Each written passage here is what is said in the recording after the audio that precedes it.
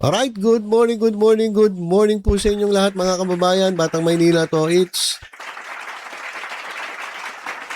pag-usapan natin itong mga ilang mga issue na kinaharap ng ating bansa. Unahin na natin itong si Tupaccio mga kababayan.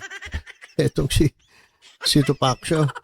Okay guys, ano na to PDP laban na to Nagpamiyembro na po ito ng diyan po sa grupo ng PDP, diyan po sa Padapa. Sa political party ng mga Duterte. So PDP na to. So hindi na po ito sa gitna. Kasi 'di ba dati dati abogado to eh.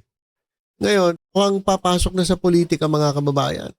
Kaya ito ay kaalyado na ng mga Duterte under PDP. Yung Padapang kanilang political party. Kaya eto mga kababayan, meron na ng mga pinagsasasabi. Etong si Tupaccio. Sabi niya rito mga kababayan, Marcos admin is in panic mode. Ayan. Sa mga panahong ito, kapag ikaw ay kritiko ng gobyerno, kung ano-anong kaso ang isasampa sa'yo. Nagiging libelous ka, nagiging seditious ka. This is dangerous times for the opposition sapagkat ibang klase po talaga itong pamahalaang ito. They are in panic mode. Bakit? Dahil nakikita po nila na ang katapusan nila ay malapit na. Okay, so ang gobyerno raw ang panic mode. Sigurado ka? Attorney Tupaccio. Ito bang Marcos administration ang panic mode o kayo mga Duterte ang panic mode? Sa tingin ko kayo ang panic mode kasi alam nyo na mananagot etong si Sara Duterte at ilang mga kaalyado ng Duterte. Kaya kayo ganyan. At kung ano-ano raw ang sinasampang kaso kapag ikaw ay kumontra sa gobyerno. Sa tingin ko hindi naman ganon. Sa tingin ko mga kababayan hindi naman ganon. Kapag yung iyong ginagawa ay labag na sa batas at nagiging libelous na o kaya naman ay inciting to sedition na, ibang usapan na po yun. Di ba pwede ka naman maghayag meron tayong kalayaang maghayag. Pero meron po limitasyon yan. Meron po limitasyon yan. Kapag kitang-kita na talagang sinisiraan mo yung tao at ang iyong layunin ay talagang siraan ng tao, libelous na po yan. Pero kung pinupunan mo lang itong gawain ng isang tao, dahil siya ay public figure, at yun naman ay kalat na sa buong bansa sa pamamagitan ng mga reports ng media, yun po ay hindi po libelous. Ibig sabihin, dahil siya po ay public figure, siya ay accountable sa mga tao, sa taong bayan dahil unang-una. Sino ba nagpapasweldo dito sa mga politikong ito? Siyempre, ang taong bayan. So may karapatan ang taong bayan na sitahin, punahin, kung mali na yung ginagawa ng tao. So, sa tingin ko wala namang ganong pag-abuso sa kapangyarihan. Saka, ba't ka matatakot? Kung ikaw ay sinampa ng libel at alam mo naman sa sarili mo na hindi ka naninira at yun lamang ay ginagawa para mapatahimik ka. O katulad ng ginawa ni nilibiste kay Yusek Claire Castro. Di ilaban nyo sa korte. Di ba? Wala namang panalo yun eh.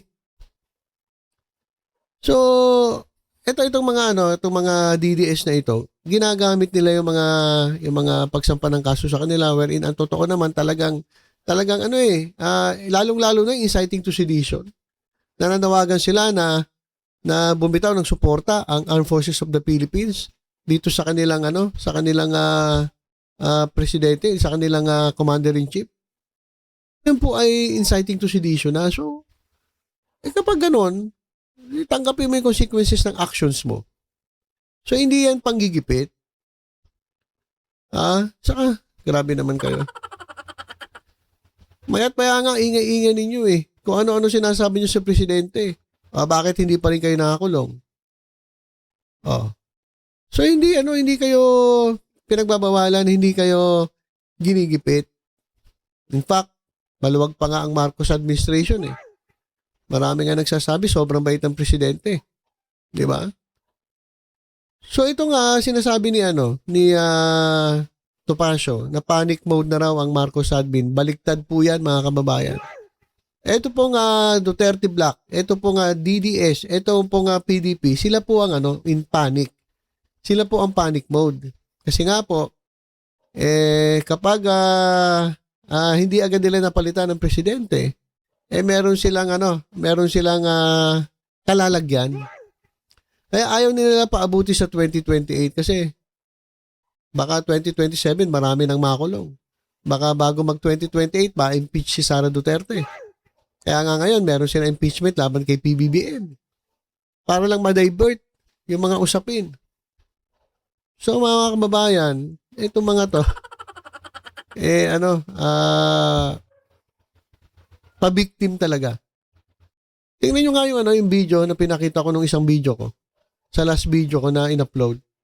O di ba halos bulihin na nila yung nandoon sa Office of the Secretary General ng House na hindi po hindi po siya authorized na tanggapin yung impeachment complaint pero pinipilit ito Topacio. Sinisigawan kung ano-ano pinagsasabi. Oh. So sino ngayon ang panic mode? Sila ang panic mode. Oh. So ayan mga kababayan, meron pa isa pa ito. Pag-usapan natin to si Cathy Bunag. Itong grupo nila, Defensor, nila Topacio, nila Mike, ni Chabit, at ito ni Cathy Bunag nandun din. At ito si Cathy Bunag nandun din. Saka yung isa pa, yung maingay na abogado, parang si Raulo. Vice Mayor ata yun. Ano sila mga kababayan, natanong sila. Oh, mga pro Duterte ba sila? Aba, kanya-kanyang reaction. Kanya-kanya silang reaction. Unahan sila eh. Sabi nila, hindi kami pro Duterte. Kami, wala kaming kulay, ganyan-ganyan. Sabi nila doon sa press ko nila. Talagang todo deny sila eh. Masyado defensive eh. Ito yung sinasabi ni Cathy Bunag. Ayan o. Sasabihin nila, ginagawa namin ito kasi Duterte aligned kami. Alam niyo kahit sino ang kumontra sa ginagawa nilang kamalian, sasabihin nila Duterte aligned. Sorry. Nagmura pa. Tingnan ninyo ang nangyari sa ating bansa, ang daming naghihirap. Ginamit mo pa yung may hirap. Talaga lang ginamit mo pa yung may hirap eh. Sobrang yaman mo. Pero nga ako nakita yung mga kababayan eh. Sama daw ng tingin niya kay Chabit. Bakit tatargetin niya raw si Chabit? Nakita ko lang sa isang post yun mga kababayan. Kasi ito, dating pumatol na ito, si Cathy Bunag, sa isang politiko na malapit sa kina Pangulong Bongbong Marcos. Nung nag-break sila, nagkahiwalay sila eh. Kung ano-ano na ang pinagsasabi. So siya, ewan ko kung anong problema na ito, sour graping. So kumontra na siya, simula kumontra na siya sa Marcos administration at kumampi dito sa grupo ni Sara Duterte, dito sa mga DDS. Tapos ngayon sasabihin mo, hindi ka DDS. Hindi ba Duterte aligned yung mga yan? Topacio. Sino-sino pa ba yun? Ikaw. Si Chabit. Mga yan eh, mga dikit yan sa mga Duterte. So wag niyong i-deny at wag niyong sasabihin na kayo'y hindi maka-Duterte. Kayo sa taong bayan? Sigurado kayo sa taong bayan kayo, Cathy Bunag? Kalokohan mo. Lahat kayo, yung nandun sa press con, panay kayo maka-Duterte. Hindi naman kayo hindi naman kayo makadilawan, hindi naman kayo pink. Kilala namin kayo, maka-Duterte kayo. Tapos sasabihin nila, para sa taong bayan. Wala raw silang kulay. Wala kulay. Napaka rin nito napaka plastic nito mga to no? Itong mga DDS na ito Sabi rin ni Defensor doon sa kanilang press con. Sabi nila ano raw? Lahat daw ng ginagawa nila ngayon ay para sa taong bayan. Ginigipit nila ang taong bayan. Banggit ang banggit sa salitang taong bayan. Hindi naman kayo nagre-represent ng taong bayan eh. Nire-represent ninyo yung grupo ng mga DDS na kumukontra dito sa Marcos admin. Yan kayo. Pero wag niyo sasabihin na kayo taong bayan kasi iilan piraso lang naman kayo. Ang totoong taong bayan ay yung mga yung mga nananahimik at sumusuporta dito sa gobyerno.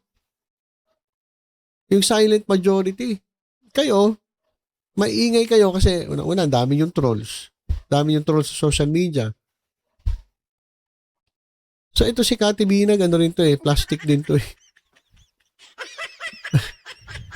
Pakyut din to pakyut kay Chabit. So ito mga kababayan, itong sinasabi ni Kati Binag, hindi po ito totoo. Na hindi sila Duterte. Duterte po ito. Kaya ito yung napakasinungaling na nagpapanggap na na Christian daw siya. Christian daw siya. Ewan ko, Christian. Christian, pinagtatanggol niyo si Kibuloy. Ibang klase din itong mga ito. Okay, so yun lang po muna mga kababayan ng ating update sa ilan sa mga nangyari sa bansa. Si Topacio, na miyembro na po ng PDP laban, panic mode daw ang Marcos admin. Parang baliktad. Kasi sila ang panic mode. Sila ang gusto agad mailoklok si Sara Duterte sa pwesto sapagkat natatakot sila. Kasi baka hindi umabot ng 2028, makakulong lahat ng mga yan. At eto, akala mo malinis. At hindi daw siya Duterte. Lokohin mo, lelang mo. Anong hindi Duterte? Napakasinungaling din ito Hindi raw siya Duterte. Hindi raw sila Duterte aligned. Okay, so yun lang po muna mga kababayan. Tutok-tutok lang po dito sa Batang Maynila. To sa iba pang updates. Ingat po tayong lahat. God bless po.